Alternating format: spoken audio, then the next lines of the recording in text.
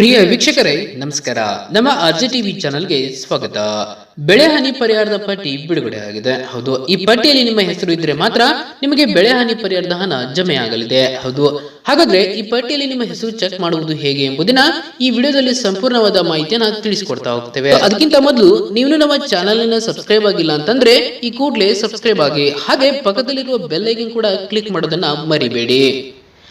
ಹಾಗಾದ್ರೆ ಈ ಪಟ್ಟಿಯಲ್ಲಿ ಹೆಸರು ಚೆಕ್ ಮಾಡುವುದು ಹೇಗೆ ಎಂಬುದನ್ನ ಈ ವಿಡಿಯೋದಲ್ಲಿ ತಿಳಿದುಕೊಳ್ಳೋಣ.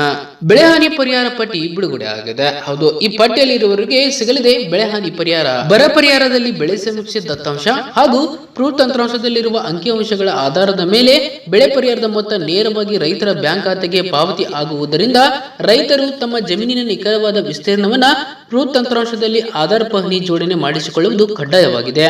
ಈ ಹಿಂದೆ ಗ್ರಾಮ ಲೆಕ್ಕಾಧಿಕಾರಿಗಳು ಬೆಳೆ ನಷ್ಟ ವಿವರಗಳನ್ನು ನಮೂದಿಸಿ ಅದಕ್ಕನುಗುಣವಾಗಿ ಪರಿಹಾರ ಮೊತ್ತ ನೀಡುವ ವ್ಯವಸ್ಥೆ ಇತ್ತು. ಸರ್ಕಾರವು 2023ನೇ ಸಾಲಿನ ಮುಂಗಾರು ಹಂಗಾಮಿನ ಬೆಳೆ ನಷ್ಟ ಪರಿಹಾರವನ್ನ ಬೆಳೆ ಸಮೀಕ್ಷೆ ಮತ್ತು ಪ್ರೂಫ್ ನಲ್ಲಿ ನೋಂದಣಿ ಆಗಿರುವ ಬೆಳೆ ಮತ್ತು ಜಮೀನಿನ ವಿಸ್ತೀರ್ಣಕ್ಕೆ ಅನುಗುಣವಾಗಿ ನೇರವಾಗಿ ರೈತರ ಬ್ಯಾಂಕ್ ಖಾತೆಗೆ ಜಮಾ ಮಾಡಲಿರುವುದರಿಂದ ರೈತರು ತಮ್ಮ ಜಮೀನಿನ ಯಾವುದೇ ಸರ್ವೆ ನಂಬರ್ ಬಿಟ್ಟು ಹೋಗದಂತೆ ಎಲ್ಲಾ ಸರ್ವೆ ನಂಬರ್ಗಳನ್ನು ನೋಂದಣಿ ಮಾಡಿಕೊಳ್ಳುವಂತೆ ತಿಳಿಸಲಾಗಿದೆ. ಇನ್ನು ಬೆಳೆ ಹಾನಿ ಪರಿಹಾರ ಪಟ್ಟಿಯಲ್ಲಿ ನಿಮ್ಮ ಹೆಸರು ಚೆಕ್ ಮಾಡುವುದು ಹೇಗೆ ಎಂಬುದನ್ನ ಇಲ್ಲಿ ತಿಳಿಸಿಕೊಡ್ತಾ ಹೋಗ್ತೇವೆ. ಸೊ ಅದರ ಲಿಂಕ್ ನಮ್ಮ ಡಿಸ್ಕ್ರಿಪ್ಷನ್ ಬಾಕ್ಸ್ ಅಲ್ಲಿ ಇದೆ. ಸೊ ಆ ಲಿಂಕ್ ಮೇಲೆ ಕ್ಲಿಕ್ ಮಾಡಬೇಕು. ನಂತರ ಈ ರೀತಿ ಪೇಜ್ ಓಪನ್ ಆಗುತ್ತದೆ. ಅಲ್ಲಿ ನಿಮ್ಮ ಜಿಲ್ಲೆ, ತಾಲೂಕು, ಹೋಬಳಿ, ಗ್ರಾಮವನ್ನ ಆಯ್ಕೆ ಮಾಡಿಕೊಂಡು ಕೆಳಗಡೆ ವೀಕ್ಷಿಸುವ ಆಪ್ಷನ್ ಮೇಲೆ ಕ್ಲಿಕ್ ಮಾಡಬೇಕಾಗುತ್ತದೆ. ನಂತರ ಈ ಕೆಳಗಿನಂತೆ FID ಇರುವ ರೈತರ ಪಟ್ಟಿಯಲ್ಲಿ ನಿಮ್ಮ ಹೆಸರು ಇದ್ರೆ ನಿಮಗೆ ಬೆಳೆ ಹಾನಿ ಪರಿಹಾರ ಸಿಗಲಿದೆ.